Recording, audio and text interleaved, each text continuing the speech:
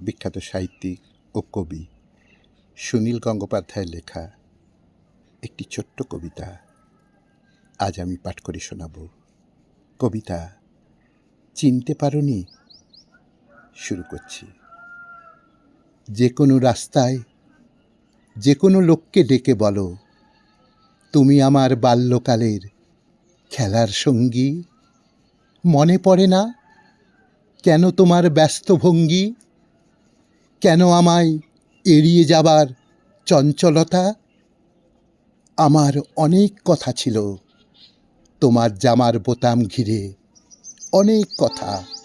এই মুখ, এই ভুরুর পাশে চোরা চাহনি, চিনতে পারোনি? যে কোনো রাস্তায় যে কোনো লোককে ডেকে বলো, আমি তোমার বাল্যকালের খেলার সঙ্গী। মনে পড়ে না আমরা ছিলাম গাছের ছায়া, ঝড়ের হাওয়ায় ঝড়ের হাওয়া। আমরা ছিলাম দুপুরে রুক্ষ, ছুটি শেষের সমান দুঃখ।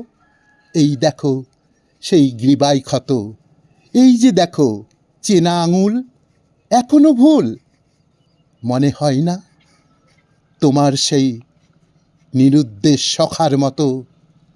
কেন তোমার পাংশু চিবুক, কেন তোমার প্রতিরোধের কঠিন ভঙ্গি?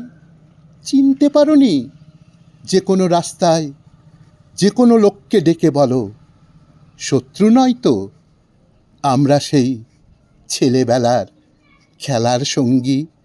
মনে পড়ে না আমরা ছিলাম নদীর বাঁকে, ঘূর্ণিপাকে সন্ধেবেলা, নিষিদ্ধ দেশ, ভাঙা মন্দির, দু চোখে ধোঁয়া, দেবী মানবীর প্রথম দ্বিধা, প্রথম ছোঁয়া, আমৃত্যুপণ, গোপন গ্রণে এক শিহরণ, কৈশোরময় তুমুল খেলা, লুকোচুরির খেলার শেষে কারুকে খুঁজে পাইনি।